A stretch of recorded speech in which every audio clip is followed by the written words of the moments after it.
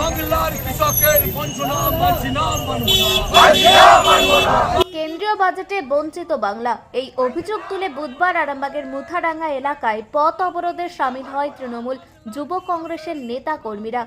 আরামবাগ কলকাতা রাজ্য সড়কে দলীয় পতাকা নিয়ে বসে পড়ে তারা। স্লোগান দেয় কেন্দ্র সরকারের বাজেটের বিরুদ্ধে, বিজেপির বিরুদ্ধেও স্লোগান দেয় তারা। তাদের অভিযোগ, সামনেই বিহারে নির্বাচন রয়েছে, নির্বাচনে জয়ী হতে কেন্দ্র সরকারের এই বাজেট বিহারমুখী করা হয়েছে। সমস্ত রকম ভাবে বাজেটে বাংলাকে বঞ্চিত করা হয়েছে। এই অবরোধের জেরে স্তব্ধ হয়ে যায় ব্যস্ত রাজ্য সড়ক। ঘটনাস্থলে পৌঁছায় আরামবাগ এসডিপিও সুপ্রভাত চক্রবর্তী সহ আরামবাগ থানার পুলিশ। প্রায় 1 ঘন্টা অবরোধ চলার পর পুলিশি আশ্বাসে অবরোধ উঠে যায়।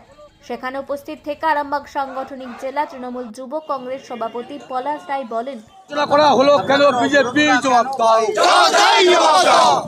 কেন্দ্র সরকারের যে জনবিরোধী বাজেট, যেভাবে সাধারণ মানুষ যেভাবে বাংলাকে বঞ্চনা করা হয়েছে, সেই বঞ্চনার প্রতিবাদে আজকে আমরা রাস্তায় প্রতিবাদে নেমেছি। আজকে যেভাবে আমরা দেখেছি যে কেন্দ্র সরকারের যে বাজেট, যে নির্বাচনকে কেন্দ্র করে এই বাজেট পেশ করা হয়েছে, সামনে যে বিহারের নির্বাচনে জেতার জন্য এই বাজেট সম্পূর্ণ বিহারমুখী করা হয়েছে। সেখানে বাংলায় যে সমস্ত জনমুখী প্রকল্প চলছে, সেই প্রকল্পে কেন্দ্র সরকারের বাজেট পুরোপুরি বঞ্চিত করা হয়েছে। এবং এখানে সাধারণ মানুষের যে সমস্ত প্রকল্প, সাধারণ মানুষের কথা ভাবা হয়নি। তার বিরুদ্ধে আজকে আমরা যে যুব সমাজ আজকে আমাদের রাস্তায় নেমে আমরা আজকে অবরোধের মাধ্যমে এই বাজেটের বিরুদ্ধে আমরা প্রতিবাদ জানাচ্ছি।